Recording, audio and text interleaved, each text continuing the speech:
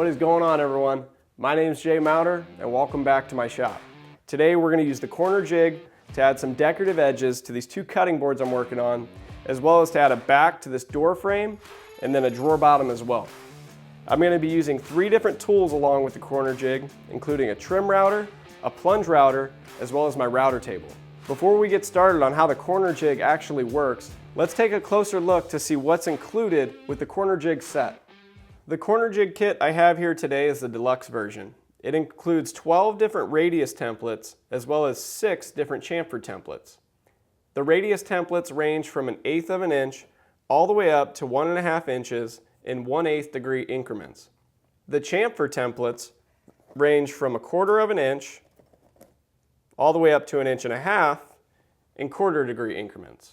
Each one of these 18 templates are interchangeable on this hefty aluminum base using the 3 stainless steel screws. What makes the corner jig so great is its versatility. With the templates being perfectly flush with the base of the corner jig, it allows you to use a handheld router for larger surfaces like tabletops.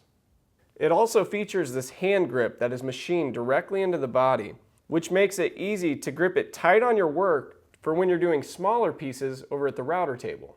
And if we go ahead and flip this over, we can get a look at the indexing blocks that align the jig to the corner of your workpiece.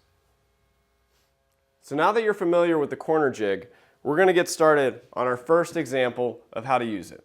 So right here, just for an example, I have a drawer box.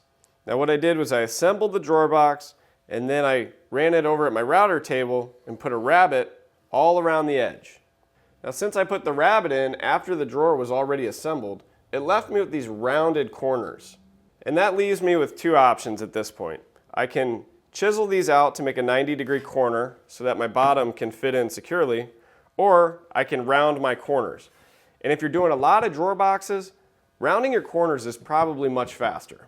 I also wanted to make this clear that this type of drawer construction is not typically preferred. It's not the strongest. It's best if you would put a dado in here and run a 1/4 inch piece of plywood or whatever size you want. That would give you the most strength. But for me, shop furniture wise, out of plywood, this construction is just fine. So anyways, with the drawer box constructed, I cut my piece to fit the length and the width of the drawer box. But as we saw earlier, I need to round over the corners.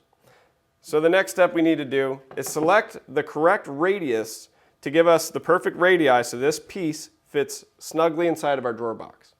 Now for this, I like to just try out a few templates and see which one fits the best.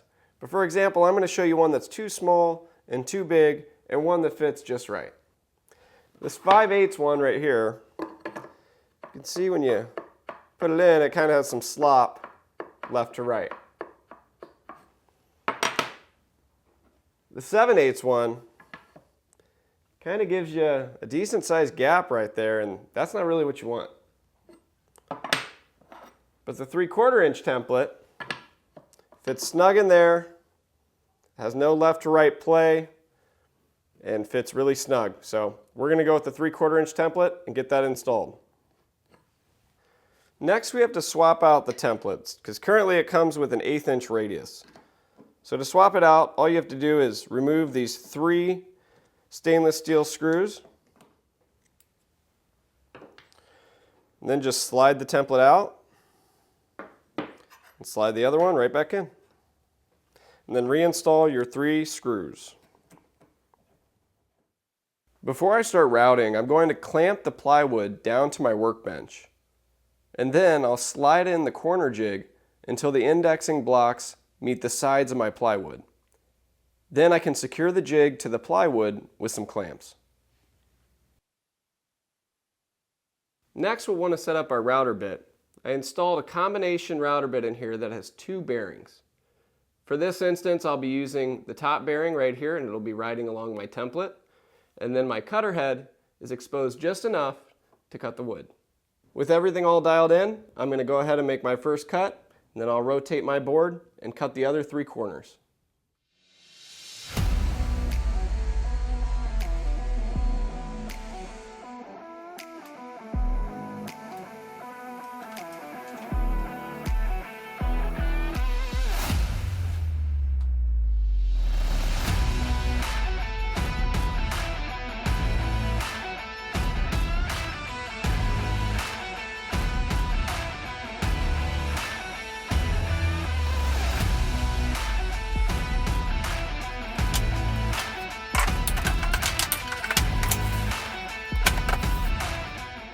Well, I hope you guys enjoyed that little video of using the corner jig on this drawer box. I really like doing the rounded corners with the corner jig versus chiseling them out, making the corners 90 degrees, because the end result comes out a lot nicer and it's a lot faster. But what if you don't have a big router like this and all you have is a little trim router? Well, that's fine. The process is completely the same. The only change I'm going to make for this is I'm going to swap out the radius template from a 3/4 inch radius to a 5/8 radius. Reason being, when I cut the rabbet for the drawer box, I use this larger router bit over at my router table. And when I cut the rabbet on this door frame, I use this smaller rabbeting bit on my trim router. So I'm going to swap the templates out. We'll be doing 1/8 inch material this time instead of 3/8. And I'll show you briefly the process since I just showed you exactly what to do on this drawer box. And then we'll move on to the router table where we'll take a look at the larger radius and larger chamfer templates as well. Like I said before, I'm replacing the 3/4 inch template with a 5/8 inch template to match my rabbet. I really like how many different size templates come with the corner jig. There's practically one for every radius you could ever need. Also, these dog holes on my workbench that I created with the hole boring jig make it super convenient to clamp a piece down wherever I need it. So now all that's left to do is just secure the corner jig onto my workpiece once again, and then dial in the height of my router bit, and we're ready to start routing. Same thing as last time, just ride the bearing along the template, and then once you're done, unclamp everything and go to the next corner. Now when I'm not using the corner jig over at the router table, I actually prefer to use my trim router over my plunge router. It's just a lot smaller, it's easier to handle, and it's less tippy. Either way, whichever one you prefer, the corner jig makes it simple to get a clean and consistent radius every time. Alright, so now that we've used the smaller radius templates on this drawer bottom and the back of this door frame, let's check out the largest radius that the corner jig has to offer, and we'll test it out on a cutting board I'm working on. So right here is the largest radius that the corner jig comes with. This radius measures 1.5 inches.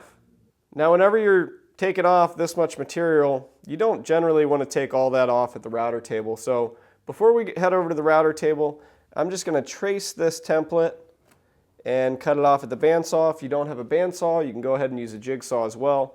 Just try and remove some excess material so it's a little safer when we take it over to the router table.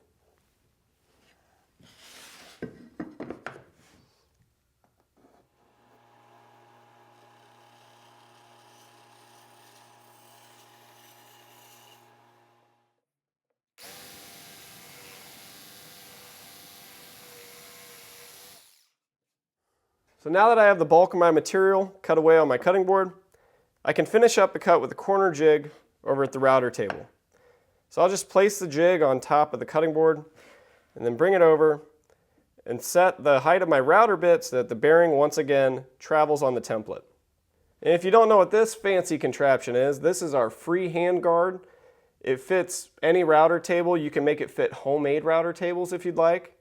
Jeff Ferris did a very detailed video on this tool, and it is great for dust collection when you're doing stuff like this.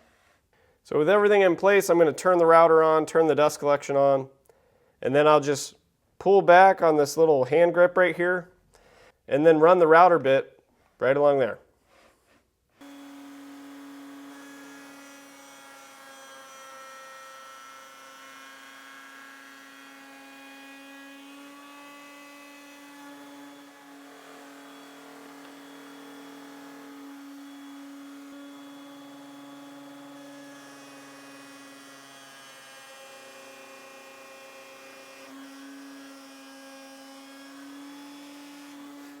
Well, that right there is the largest radius, the 1.5 inch radius. I really like the character it gives this cutting board, and I think it looks really nice. And next we're going to go ahead and check out the 1.5 inch chamfer template as well on this other cutting board. I already went ahead and installed the 1.5 inch template on the corner jig, and then I traced out the template on my board. I cut off the excess, so we're ready for the router table.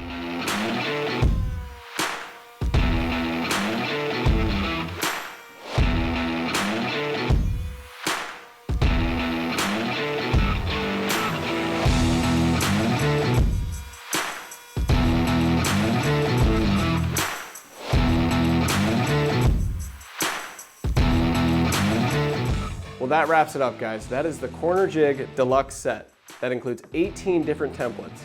No longer will I be grabbing random jars or rolls of tape to lay out radiuses, because now, with the Corner Jig set, I'm all set. If you guys are interested in the Corner Jig set just as well, it's currently available as a one-time tool, so you want to get your order in before May 24th, 2021. And if you learned something while watching this video, please make sure to like, subscribe, and hit that notification bell, and we'll keep making great videos to keep you coming back. Thanks so much, guys, for watching, and I'll see you next time.